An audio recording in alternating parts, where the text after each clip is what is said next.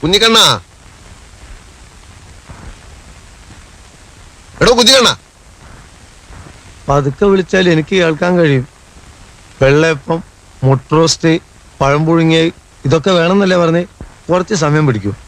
അതിൻ്റെ ഇടയിൽ വേറെ പണി പറഞ്ഞാൽ ഇതും നടക്കൂല അതും നടക്കൂല. മെഷീൻ അല്ലേ ഞാൻ. കുളിക്കാൻ വെള്ളം ചൂടാക്കിയോ? ചൂടാക്കാൻ മണ്ണെണ്ണയും തീപ്പെട്ടിയും സ്റ്റൗവും ഒക്കെ റെഡി. പക്ഷെ ടാങ്കിൽ വെള്ളമില്ല. വെള്ളം ഇല്ലേ? ഹൗസ് ഓണർ തള്ള മോട്ടർ ഓൺ ചെയ്തിട്ടില്ല. വക്കീലൊന്ന് താഴ്ചെന്ന് പറ. ഞാനോ? പിന്നെ അതും ഞാനോ? ആ തള്ളയായിട്ട് ഗുസ്തി പിടിക്കാനല്ല വലിയ വക്കീൽ എന്നെ ഇങ്ങോട്ട് പറഞ്ഞയച്ചത്. മോട്ടർ ഓൺ ചെയ്യാൻ പറഞ്ഞ തള്ള എന്നെ തിന്നാൻ പോരാ. നിനക്ക് നല്ല തണ്ടും തടിയില്ലേ, താഴെന്ന് വെള്ളം എടുത്തോണ്ടേ ചൂടാക്കിയാ പോരെ, എന്തിനാ കറണ്ട് കളിയുന്നൊക്കെ. ഇന്നാളൊരു മീനിന്റെ മുള്ള് പൂച്ച കടിച്ചോണ്ടേ അവരുടെ വെറ്റിലച്ചലത്തിലിട്ടു. അത് ഞാൻ ചെയ്താന്നും പറഞ്ഞ് പൂരത്തെറി. ഞാൻ സത്യം തുറന്നു പറഞ്ഞേക്കാം. ഇങ്ങനെ പോവാണെങ്കിൽ എനിക്ക് വക്കീലിന്റെ സഹായം വേണ്ടി വരും. മനസ്സിലായില്ല. ഞാൻ ആ തള്ളയെ കൊല്ലു. ബാക്കിയൊക്കെ വക്കീലിന്റെ അടുത്താ. വക്കീലെ, ഒരു കാര്യം ഞാൻ പറഞ്ഞേക്കാം. നിങ്ങളെ കാണാൻ വരുന്ന ആളുകളുണ്ടല്ലോ, വായ നിറച്ച് മുറുക്കി ഈ മിറ്റത്ത് തുപ്പടുത് നിർത്തിച്ചില്ലെങ്കിൽ എന്റെ സ്വഭാവം മാറും. എന്റെ സ്വഭാവം മാറി കഴിഞ്ഞു. വൈകുന്നേരം ഞാൻ വരുമ്പോഴേക്ക് ടാങ്കിൽ വെള്ളം നിറച്ചില്ലെങ്കിൽ എന്റെ സ്വഭാവം ഞാൻ കാണിക്കും. ചീത്തയായാൽ ഞാൻ മഹാ ചീത്തയാ. ഈ തള്ളയുടെ ധിക്കാരം അവസാനിപ്പിക്കാതെ നമുക്ക് ഇവിടെ സ്വൈരായി ജീവിക്കാൻ പറ്റില്ല. ഞാൻ മേലാണെങ്കിൽ അത് തിന്നത്രേ. അതിന് ഈ തള്ളക്ക് എന്താ ചെയ്തോ? ആരാണ് നിന്റെ തള്ള? ഞാൻ വക്കീലായിട്ടാ സംസാരിക്കുന്നത്. വേലക്കാരന്റെ സ്ഥാനത്ത് നിന്നാ മതി. അതിനാരാ ഇവിടെ വേലക്കാരൻ? ഞാൻ വക്കീലിന്റെ ബന്ധുവാ. അതേന്ന്, ഞങ്ങൾ ബന്ധുക്കളായിട്ട് വരും. അതൊക്കെ പോട്ടെ. വൈകുന്നേരം ഞാൻ വരുമ്പോ മുകളിൽ ടാങ്കിൽ വെള്ളമില്ലെന്ന് പറഞ്ഞാൽ ഇവിടെ എന്തൊക്കെയാ സംഭവിക്കാന്ന് എനിക്ക് ഇപ്പൊ പറയാൻ പറ്റില്ല. എടോ കുഞ്ഞിക്കണ്ണ, ഓ ഇങ്ങ് വന്നേ. ഏത് വകയിലാ നീ എന്റെ ബന്ധുവാകുന്നത്? വേറെ ഒന്ന് രണ്ടാളോട് നീ ഇത് പറഞ്ഞതായിട്ട് ഞാൻ കേട്ടു, അതുകൊണ്ടാ ചോദിക്കുന്നത്. അതിപ്പം വക്കീലിന്റെ ഇളച്ചന്റെ. നിർത്ത്. എനിക്ക് ഓർമ്മയുള്ള കാലം തൊട്ട് നിന്റെ അമ്മയ്ക്ക് എന്റെ വീട്ടിൽ ചട്ടിയും കലവും കഴുകലായിരുന്നു പണി. അങ്ങനെയുള്ള തുക്കട ഫാമിലി അല്ലടാ Nenmara family. Don't repeat it bloody fool. അങ്ങോട്ട് പറയേ. നെന്മാറയല്ല, അതിന്റെ അപ്പുറത്തെ പാറയാലും ശരി, വാടകക്കാരും നിലയ്ക്ക് നിൽക്കണം. അല്ലേ ചിലക്കരുത്. ഈ നാട്ടിൽ വേറെ വീട് കിട്ടാഞ്ഞിട്ടല്ലേ ഞങ്ങൾ ഇവിടെ താമസിക്കുന്നത്. നിങ്ങളെ മോഹം വന്ന് കാല് പിടിച്ചിട്ടാ.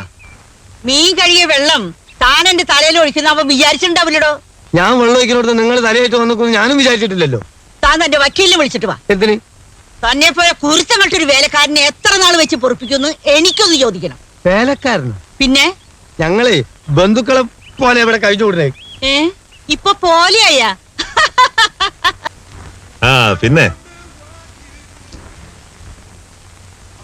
നമ്മുടെ ചിട്ടി കമ്പനിയിലായിരുന്നു. ഓഹോ, കമ്പനി പൊളിഞ്ഞപ്പോ എന്നെ പോലെ തന്നെ ഇവരും കഷ്ടത്തിലായി. കമ്പനി പൊളിഞ്ഞത് എങ്ങനെയാണെന്ന് എനിക്കറിയാം. തന്നെ ഞാൻ അന്വേഷിക്കാൻ തുടങ്ങിയിട്ട് കുറെ നാളായി. സമ്പന്നന്മാർ കുളിച്ചിരിക്കാൻ ഒരുപാട് സ്ഥലങ്ങളുണ്ടല്ലോ നമ്മുടെ നാട്ടിൽ. പാവപ്പെട്ട കുറെ മനുഷ്യർ അധ്വാനിച്ചുണ്ടാക്കിയ കാശാതം തട്ടിയെടുത്ത് അത് തിരിച്ചു കൊടുത്തില്ലെങ്കിൽ അനുഭവം വേറെ ആയിരിക്കും. എന്റെ പൊന്നനിയാ, ഞാൻ ഇനി എന്ത് ചെയ്യാനാ? എല്ലാം ഞാൻ കോടതി പ്രസന്റ് ചെയ്തതാ. കോടതി എന്നെ IP ആയി പ്രഖ്യാപിക്കുകയും ചെയ്തു. എന്ന് വെച്ചാൽ ഒരുത്തനും ഞാൻ ഇനി കടം വീട്ടേണ്ടതില്ല. IP 5 സ്റ്റാർ ഹോട്ടലിൽ സ്കോച്ച് കുടിക്കുന്ന പാപ്പര്, നാട്ടുകാരുടെ പണം പറ്റിച്ചെടുത്ത് കള്ളക്കണക്കുണ്ടാക്കി നഷ്ടം കാണിക്കുന്ന കുറെ കമ്പനികൾ, അതും വല്ലവന്റെയും പേരിൽ. ഇവിടെ നിന്ന് ബഹളം വയ്ക്കരുത്. ഞാൻ പറഞ്ഞിട്ടല്ലല്ലോ താൻ ജോലിക്ക് ചേർന്നത്. ഡേവിഡ് ആണ് തന്നെ പരിചയപ്പെടുത്തിയത്. അയാൾ മരിച്ചുപോയി. ഇനി എന്തെങ്കിലും ഉണ്ടേ കോടതി ചെല്ല്. ഓ വേണ്ട, അല്ലാതെ തന്നെ നിങ്ങളെ ഞാൻ നേരിടും. നിയമം വളച്ചൊടിച്ച് കോടതി മുമ്പിൽ നിങ്ങൾ പാപ്പറായിട്ടുണ്ടാകാം. പക്ഷെ RK നമ്പ്യാരുടെ സ്ഥാവര ജംഗമ സ്വത്തുക്കൾ എവിടെയാണെന്നും ആരുടെയൊക്കെ പേരിലാണെന്നും ഇവിടുത്തെ നാട്ടുകാർക്കറിയാം. നിങ്ങളുടെ കള്ളത്തരങ്ങളെ കുറിച്ചുള്ള കുറെ തെളിവുകൾ എന്റെ കയ്യിലുണ്ട്. അത് ജനങ്ങളുടെ മുമ്പിൽ നിരത്തി തന്നെ കൊണ്ട് ഒരു തീരുമാനം എടുപ്പിക്കും.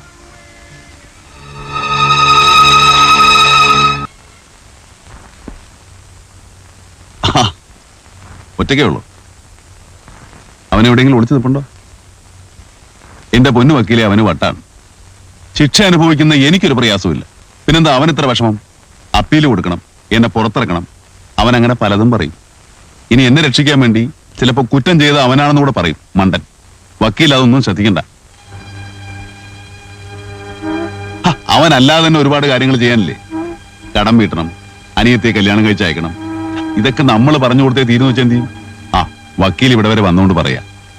ഇനി എന്നെ കാണാനായിട്ട് വരണ്ട എന്ന് അവനോട് പറയണം. ജനാർദ്ദൻ ഇനി വരില്ല. ഇന്നലെ രാത്രി അയാൾ ആത്മഹത്യ ചെയ്തു. ഇന്ന് രാവിലെ റെയിൽവേ ട്രാക്കിലാണ് ബോഡി കണ്ടത്. രാത്രിയിൽ ഏതെങ്കിലും ട്രെയിനിന്റെ മുമ്പിൽ എടുത്തിയാടിയിരിക്കും. തന്നെ അയാൾക്ക് വലിയ ഇഷ്ടമായിരുന്നു.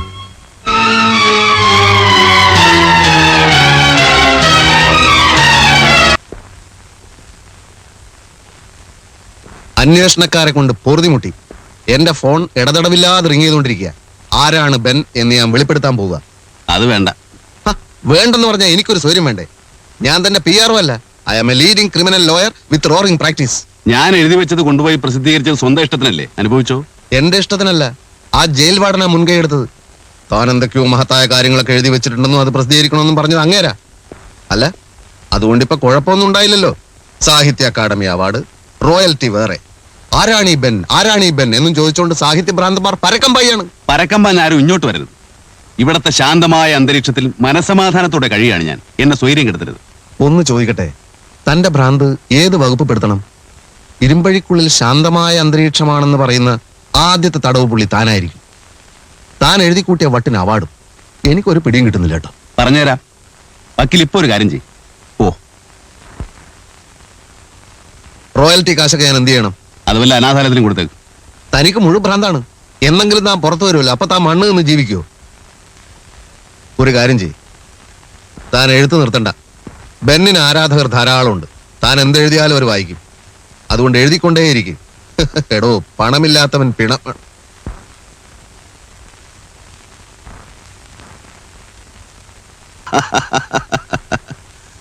മറ്റൊന്നും ചെയ്യാനില്ലാതിരുന്നതുകൊണ്ട് ഓർമ്മയിൽ തോന്നിയതൊക്കെ കുറിച്ചിട്ടു. സാഹിത്യവാസനയുള്ള ജയിൽ വാർഡന് അത് അച്ചടിച്ചേ തീരൂ എന്ന് നിർബന്ധം. അത് നോവലായി പുറത്തിറങ്ങിയപ്പോ ഏറ്റവും നല്ല സാഹിത്യ സൃഷ്ടിക്കുള്ള അക്കാദമി അവാർഡ്. ഇതൊന്നും പോരാഞ്ഞിട്ട് ഇതിന്റെ പേരിൽ എന്നെ പരോളിൽ പുറത്തിറക്കാൻ പത്രക്കാർക്ക് തിരക്ക്. എനിക്കൊന്നും മനസ്സിലാവുന്നില്ല. പത്രക്കാർക്ക് മാത്രമല്ല സർ, ബെൻ എന്ന എഴുത്തുകാരനെ ഇഷ്ടപ്പെടുന്ന ഒരുപാട് പേരുണ്ട് ഈ നാട്ടിൽ. സത്യത്തിൽ കഴിഞ്ഞ കുറെ വർഷങ്ങൾക്കിടയ്ക്ക് സാറിന്റെ നോവൽ പോലെ ഹൃദയസ്പർശിയായ ഒരു പുസ്തകവും പുറത്തിറങ്ങിയിട്ടില്ല. വായനക്കാരിൽ അത്രയേറെ സ്വാധീനമുണ്ടാക്കിയ എഴുത്തുകാരനെ നേരിട്ട് കാണാനും സംസാരിക്കാനും ആഗ്രഹിക്കുന്നത് ഒരു തെറ്റാണോ? അല്ല. പേരെന്താന്ന് പറഞ്ഞ? മാനസ. മാനസ കരുതുന്ന പോലെ ഞാൻ അത്ര വലിയ മഹാനൊന്നുമല്ല. എന്റേത് മഹത്തായ ഒരു കലാസൃഷ്ടിയുമല്ല. ക്ഷമിക്കണം, അത് തീരുമാനിക്കുന്നത് വായനക്കാരല്ലേ. ബെന്നിന്റെ അടുത്ത പുസ്തകം ഏതാണെന്നറിയാൻ എത്ര പേരാണെന്നോ കാത്തിരിക്കുന്നത്? കുട്ടി, ഇനിയൊരു പുസ്തകം പോയിട്ട് ഒരു വരി എഴുതാൻ എനിക്ക് കഴിയില്ല. ജീവിതത്തിൽ ഒരു കഥ ആർക്കും എഴുതാം, സ്വന്തം കഥ. രണ്ടാമതൊന്നും എഴുതാൻ ഭാവന വേണം. എനിക്കതില്ല. ഭാവനയുള്ളവർക്ക് ഒരിക്കലും അതുണ്ടെന്ന് തോന്നില്ല. എന്ത് പറഞ്ഞാലും ഒരു മറുപടി ഉണ്ട് മാനസയ്ക്ക്. പക്ഷേ എനിക്കൊരു മറുപടി സാറ് തന്നില്ല. സർക്കാർ ലെവലിലൊക്കെ ഞാൻ അന്വേഷിച്ചു. ഇപ്പൊ അപേക്ഷിക്കുകയാണെങ്കിൽ തീർച്ചയായിട്ടും സാറിന് പരോൾ കിട്ടും. എന്തിന്? ബെൻ എന്ന എഴുത്തുകാരന് സമൂഹത്തിലേക്ക് ഇറങ്ങിച്ചെല്ലാൻ, എഴുത്തുകാരും വായനക്കാരും നിറഞ്ഞ സദസ്സിൽ വെച്ച് അക്കാദമി അവാർഡ് നേരിട്ട് വാങ്ങാൻ, അറിയാൻ ആഗ്രഹിക്കുന്നവർക്ക് അറിവുള്ള കാര്യങ്ങൾ പറഞ്ഞു കൊടുക്കാൻ, കുറച്ച് ദിവസങ്ങളാണെങ്കിൽ പോലും പുറത്തുള്ള സ്വാതന്ത്ര്യം അനുഭവിക്കാൻ. മതി. എനിക്കിതിലൊന്നും താല്പര്യമില്ല. തിരുത്താനാവാത്ത തെറ്റുകൾ ചെയ്യുന്നവരാണ് പുറത്തുള്ളവരിൽ പലരും. അകത്തുള്ളവരോ അധികം പാവങ്ങളാ. ഞങ്ങൾ തെറ്റ് ചെയ്തവർ എന്നൊരു ബാഡ്ജുണ്ടല്ലോ അവർക്ക്. വലിപ്പച്ചെറുപ്പമില്ല, മത്സരങ്ങളില്ല, ആർക്കും ആരോടും പരാതിയില്ല. എല്ലാവരും തുല്യർ. പുറത്തുള്ള സ്വാതന്ത്ര്യത്തെക്കാൾ എനിക്കിഷ്ടം ഈ സ്വാതന്ത്ര്യമില്ലായ്മയാണ്. അതുകൊണ്ട് മാനസ തൽക്കാലം പോവുക.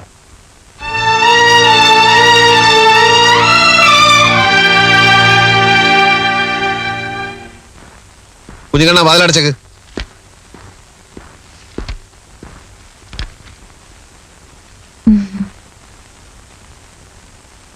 കോർട്ടിൽ പോകാൻ ഒരുങ്ങണം തോന്നിയതുകൊണ്ട് ബെല്ലടിച്ചില്ല. കുട്ടിയുടെ ആരാധനാപാത്രം ജയിലിലാണെന്ന് അറിഞ്ഞ സ്ഥിതിക്ക് ഇവിടെ? ആ വലിയ മനുഷ്യൻ വേറൊരാളിന്റെ ആരാധകനാണെന്ന് എനിക്ക് മനസ്സിലായി. എനിക്ക് മനസ്സിലായില്ല. അദ്ദേഹത്തിന് എഴുതാൻ ശരിക്കും ഇൻസ്പിറേഷൻ കൊടുത്തത് താങ്കളാണത്രേ. ശരിക്കും പറഞ്ഞാൽ തീം പോലും സാറാണത്രേ പറഞ്ഞു കൊടുത്തത്. നരേന്ദ്രൻ അങ്ങനെ പറഞ്ഞു? സത്യമായിട്ടും പറഞ്ഞു. അതൊന്നും ആരും അറിയരുതെന്ന് ഞാൻ അയാളോട് പറഞ്ഞിരുന്നു. സാറിനെ പറ്റി പറയുമ്പോ അദ്ദേഹത്തിന് 1000 നാക്കാണ്. ഇത്രയും ചെറുപ്പത്തിൽ ഇത്രയും സക്സസ് ആയി വേറൊരു അഡ്വക്കേറ്റ് ഉണ്ടാവില്ലെന്നും പറഞ്ഞു. അത് സത്യമാണെന്ന് പുറത്തൊക്കെ ഞാൻ അന്വേഷിച്ച് മനസ്സിലാക്കുകയും ചെയ്തു. അത് പിന്നെ ഈ സീനിയർ അഡ്വക്കേറ്റ്സ് പോലും സംശയ നിവൃത്തി വരുത്തുന്നത് എന്നോട് ചോദിച്ചിട്ടാണ്. ഓർമ്മശക്തിയിൽ ഞാനൊരു കമ്പ്യൂട്ടറാണെന്ന് എന്റെ അച്ഛൻ പോലും പറയുന്നത്. അതിശയോക്തിയാവാൻ വഴിയില്ല സർ. കുട്ടി മാരീഡാണ്. അല്ല സർ, മിസ്റ്റർ നരേന്ദ്രന് പരോൾ കിട്ടും. പക്ഷെ താങ്കളല്ലാതെ മറ്റാര് നിർബന്ധിച്ചാലും അദ്ദേഹം പരോളിലിറങ്ങാൻ കൂട്ടാക്കുമെന്ന് തോന്നുന്നില്ല. ഇല്ല. സാർ ഒന്ന് നിർബന്ധിക്കണം. അദ്ദേഹത്തെ പറ്റി കൂടുതൽ അറിയാൻ വായനക്കാരും സാഹിത്യരംഗത്തുള്ളവരും ആകാംക്ഷയോടെ കാത്തിരിക്കുകയാണ്. ഞാനടക്കമുള്ള സകലരും സാറിനോട് എന്നെന്നും കടപ്പെട്ടിരിക്കും. കടപ്പാടുകൾ പലപ്പോഴും ഒരു ഭാരമാണ് കുട്ടി. അയാൾക്ക് ഇറങ്ങാൻ താല്പര്യമുണ്ടായിരിക്കില്ല. എങ്കിലും കുട്ടി വന്ന് പറഞ്ഞ സ്ഥിതിക്ക് ഞാൻ അയാളെ കാണാം, നിർബന്ധിക്കാം. എന്റെ എല്ലാ കഴിവുകളും ഉപയോഗിച്ച് ഞാൻ അയാളെ പുറത്തിറക്കാം. അങ്ങനെ നിങ്ങളുടെ രണ്ടുപേരുടെയും ആഗ്രഹങ്ങളെ മാനിച്ചുകൊണ്ട് ബെൻ നരേന്ദ്രൻ ഇതാ പരോളിൽ പുറത്തിറങ്ങിയിരിക്കുന്നു. 28 ദിവസം അറ്റ് യുവർ ഡിസ്പോസ്. കുഞ്ഞിക്കണ്ണ പൊട്ടിച്ചോ? ഇല്ല ഇല്ല, അത് സ്റ്റീലാ. നരേന്ദ്ര സാറിനോട് വന്ന് കിടന്നോളാൻ പറ. അതിപ്പം സമയാവുമ്പോ മൂപ്പര് ഒന്ന് കിടന്നോളൂലേ? ചെന്ന് വിളിക്കണോ?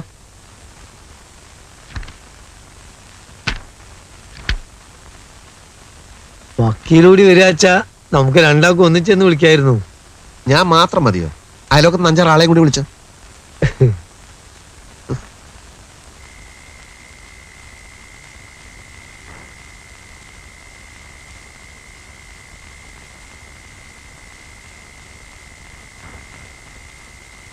അകത്ത് വന്ന് കിടന്നോളാൻ പറഞ്ഞു. ഉം?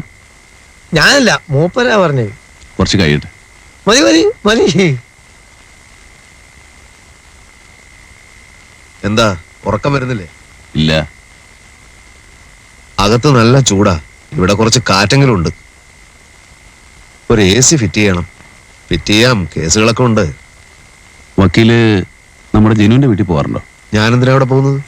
അല്ല, അവന്റെ അച്ഛനും അമ്മയും അവർക്കിപ്പോ എങ്ങനെയാ? അറിയില്ല. പാവം ജനു. അവന്റെ അനിയത്തിന്റെ കല്യാണം കഴിഞ്ഞു ആവോ? വക്കീലേ, നമുക്ക് നാളെ അവിടം വരെ ഒന്ന് പോകാം. ആരാ? ജനുവിന്റെ അച്ഛനാ. ഓ,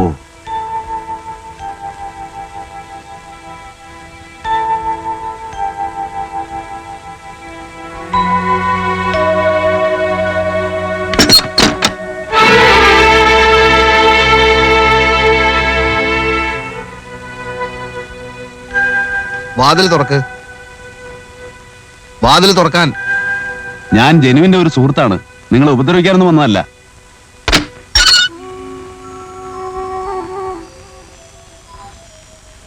എന്താ വേണ്ടത്? ജനുവിന്റെ ഒരു ക്ലോസ് ഫ്രണ്ടാണ്. വിവരങ്ങളൊക്കെ ഞാൻ അറിഞ്ഞു. ആ സമയത്ത് ഇവിടെ വരാൻ പറ്റാത്തൊരു സാഹചര്യത്തിലായിരുന്നു. ഇവിടുത്തെ ചുറ്റുപാടുകളെ കുറിച്ചൊക്കെ ജനു എന്നോട് പറഞ്ഞിട്ടുണ്ട്. എന്തെങ്കിലും പ്രശ്നങ്ങളുണ്ടെങ്കിൽ ഇവിടെ ഒരു ചുറ്റുപാടുമില്ല, ആർക്കും ഒരു പ്രശ്നമില്ല.